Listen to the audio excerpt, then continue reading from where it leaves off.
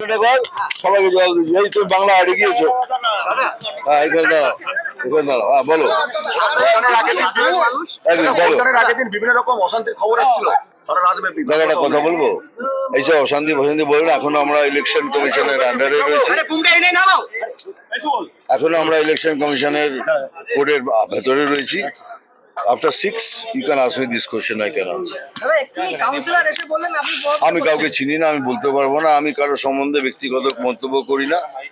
আমার কাজ ছিল লাইনে দাঁড়ানো, আপনারা দেখেছেন। আধ ঘন্টারও বেশি আমি লাইনে দাঁড়িয়েছিলাম, লাইনে লাইনে ভোট দিয়েছি। আমি লাইনে দাঁড়িয়ে মানে ভোটারদের ভোট দিতে বলছিলেন, তাহলে আমি কি করে ভোট করব? না, আমি ভোটে কি করে করবো? আমি যখন এসছি সেখান থেকে লাইনে দাঁড়িয়েছি, তা আমি ভোটটা কি করে দেবো? লাইন ভেঙে দেবো? কি করে বলুন?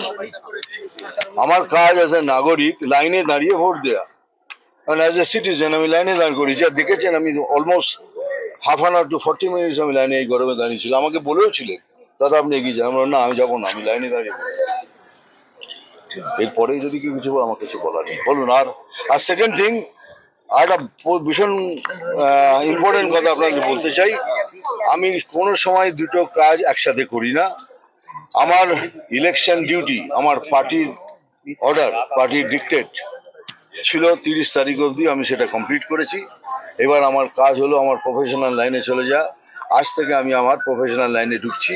ফিল্মের কথা বলবো আর রাজনীতির কথা বলবো না। Thank you very much. অন্যান্য কেন্দ্রে কি পরিদর্শন? না, একদম না। Thank you. ঠিক আছে।